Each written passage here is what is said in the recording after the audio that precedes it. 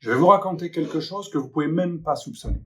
Monsieur Draghi forme un gouvernement en ce moment, figurez-vous, avec 3 députés de la Ligue Nord et avec une majorité du Parti démocrate, c'est l'équivalent du PS, et quelques élus de Forza Italia de Berlusconi. C'est comme si en France, nous avions dans un même gouvernement une majorité hollandiste de gens du PS qui acceptent de former un gouvernement avec quelques anciens de l'UMP et avec 3 ministres, pratiquement, je dirais pas de Marine Le Pen. La Ligue Nord, c'est pas vraiment le RN, mais ils siègent quand même ensemble au Parlement européen. Donc, des gens qui siègent avec Marine Le Pen et avec le RN au Parlement européen, en Italie, sont capables de composer un gouvernement de coalition avec une majorité équivalent PS. Totalement inconcevable en France. Alors pourquoi je vous dis ça? Pas parce que c'est mieux. En Italie, l'instabilité gouvernementale est endémique, la situation est catastrophique d'un point de vue économico-social. Mais ça veut dire que en France, il est totalement impossible d'avoir le moindre lien électoral avec des populistes et pas uniquement le RN, alors qu'en Italie, même la gauche n'a aucun problème à siéger dans le même gouvernement que des populistes. Ça montre qu'en France, nous avons totalement perdu la capacité à dialoguer entre contraires. Et à mon avis, c'est regrettable, parce que une démocratie, normalement, ça devrait être de traiter de la même manière tout le monde, et puisqu'on tolère dans l'espace politique français et dans le débat une extrême gauche, d'ailleurs que l'on présente comme juste les insoumis, qu'on n'appelle même pas extrême gauche, eh bien finalement, on pourrait débattre avec tout le monde, et peut-être que la société française serait plus apaisée s'il y avait plus d'inclusion. Ceux-là même qui parlent d'inclusion passent leur temps à vouloir exclure toujours les mêmes. Et est-ce que ça favorise la démocratie, un débat apaisé? Non. La France est de plus en plus fracturée. On le voit entre d'un côté des bien-pensants et de l'autre des gauchistes et des islamo-gauchistes qui sont de plus en plus intolérants et réfractaires à tout ce qui rappelle la réalité populiste, et de l'autre côté des populistes, des méchants, extrême droite, qu'ils le soient réellement ou pas d'ailleurs, qu'on met dans le même sac du fascisme, du populisme, de l'identitarisme et de l'extrême droite. Est-ce que la société française est plus apaisée que la société italienne? Non. On n'a jamais été autant divisé qu'aujourd'hui. Et cette fragmentation de la société française est assez inquiétante puisqu'elle se traduit également par un encouragement des bandes ethniques violentes qui de plus en plus d'ailleurs réunissent des réalités différentes comme les suprémacistes noirs Black Lives Matter ou Black Muslims et des mouvements islamistes classiques et des racailles et des délinquants et des groupes de bandes de délinquants qui sont 3 réalités différentes. Moi, je ne mélange pas des gens qui ont une logique ethnique suprémaciste noire, des gens qui ont une logique islamiste, beaucoup moins noire, plutôt arabo-turque, et de l'autre côté des délinquants.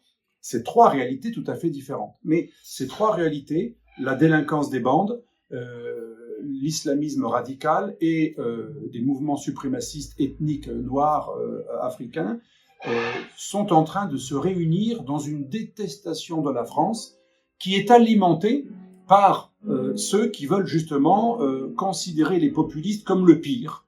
Et finalement, ça donne presque raison aux plus radicaux parmi les milieux ces milieux ethniques qui sont en train de racialiser le débat. D'ailleurs, ce qui est assez stupéfiant, c'est que on qualifie les populistes comme dangereux parce qu'ils seraient identitaires, mais ceux qui racialisent le plus le débat et qui sont les plus identitaires dans la définition que donne la gauche, c'est-à-dire de racial aujourd'hui, c'est plutôt l'extrême gauche qui favorise justement les indigénistes, les islamistes et les racialistes. Donc on a une fragmentation de la France de plus en plus, comment dirais-je, capable de générer la violence, d'engendrer la violence, parce que finalement toute la pensée ambiante qui considère que ça vient des États-Unis, le mal blanc occidental judéo-chrétien, mais c'est le mal au sens mal, il n'est pas le mal hétéro, mais aussi au sens mal, le mal absolu. Eh bien ça légitime une vidéo que j'ai vue récemment de suprémacistes noirs islamistes qui disaient on va venir s'occuper de vous, on va vous massacrer, on va vous couper en morceaux, on va violer vos femmes, et je vous dis pas la suite de la vidéo, tellement que c'était d'une violence raciale et vulgaire impressionnante. Aujourd'hui, on a un racialisme violent, anti-occidental, qui nous annonce la couleur, c'est-à-dire l'horizon Mad Max, qu'ils vont venir nous découper en morceaux, qu'ils vont s'occuper de nous. On a des vidéos qui ne sont pas supprimées, qui sont sur Twitter, d'une violence totalitaire et racialiste inouïe, et à côté de ça, on va interdire de parole des gens qui s'expriment contre l'immigration de manière pacifique. Donc en fait, on est en train d'encourager les leitmotifs, les buts, les visions, les représentations de ceux qui veulent faire devenir notre République, la transformer en fait en une zone chaotique, ce que j'appelle l'horizon Mad Max, où tout le monde va être contre tout le monde. Les Noirs contre les Arabes contre les Noirs, les Turcs contre les autres, les Blancs contre les autres, tous les autres contre les Blancs. Bien entendu, au milieu de tout ça, les Juifs qui sont pris à partie par tout le monde. C'est ça que l'on veut pour notre société. Je pense qu'il est temps de revenir à la vraie République. Ceux qui en parlent tout le temps et qui sont de gauche devraient se rappeler que la République, c'est les Lumières, et les Lumières, c'est ne pas faire attention aux origines raciales ou religieuses. Je parle à un Français, j'oublie qu'il est juif, chrétien, athée, militant, religieux ou pas, j'oublie qu'il soit métis ou qu'il soit pure souche, pur sous-chien d'ailleurs, comme disent de manière racialiste les indigénistes. Normalement, dans une république, la seule chose qui compte, c'est l'individu, doué de raison, qui croit ou qui ne croit pas. On se fiche totalement de son origine ethnique, c'est un peu ce que dit la Légion. Vous savez qu'à la Légion étrangère, pourquoi on intègre si bien des gens qui sont souvent de vrais étrangers, qui parlent avec un accent? Pourquoi? Parce que c'est tout le monde autour du drapeau et de la devise honneur et fidélité. Alors, bien sûr, la devise de la République, c'est plutôt liberté, fraternité, égalité, mais il est temps de revenir à cet universalisme et cet individualisme qui met en avant la personne et non pas ses origines ou sa religion ou son groupe. Ces groupes susceptibles sont devenus intolérables. Ces minorités tyranniques sont devenues intolérables. Elles sont en train de fragmenter notre pays. Donc il faut revenir à plus de raison et il faut dénoncer, bien entendu, l'islamo-gauchisme qui aujourd'hui est une véritable plaie. C'est une alliance entre deux totalitarismes, le totalitarisme rouge et le totalitarisme vert, pas le vert de l'écologie, mais le vert de l'islamisme radical. Et ces deux totalitarismes, rouges et verts, qui sont alliés depuis plusieurs dizaines d'années, ça a été conçu d'ailleurs par les trotskistes, les mouvements trotskistes européens, c'est tout à fait officiel, il y a plein d'études là-dessus, y compris académiques. Aujourd'hui, ils ont rejoint un troisième front, celui des racialistes, africanistes. Alors je précise, ça représente très peu d'Africains.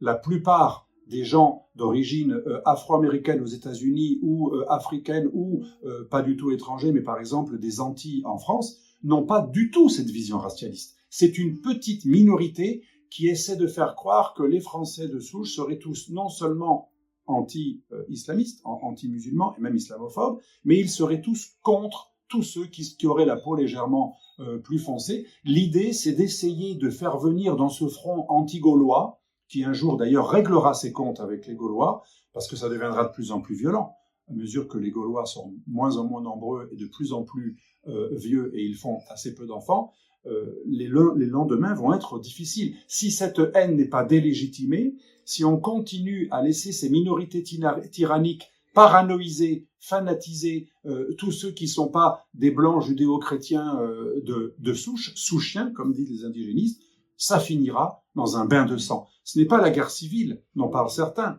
ça va être des petites guerres civiles localisées dans des zones de non-droit, de non-France et de contre-société, où déjà les policiers ne peuvent plus venir et où déjà une autre civilisation règne. Mais là, ça se passe gentiment pour l'instant à Trappes.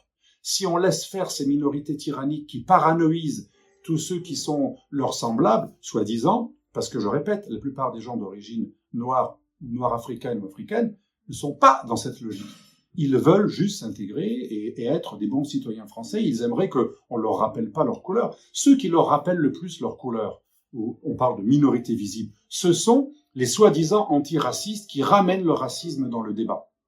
Donc, je parlerai de tout cela dans mon prochain livre, qui sera La Poudrière, un essai sur le monde multipolaire, où j'analyse quelque chose qu'il faut constater. Il faut le regarder en face, sans avoir peur, mais sans se sans faire la politique de l'autruche, la haine fondamentale envers tout ce qui représente l'Occident judéo-chrétien blanc.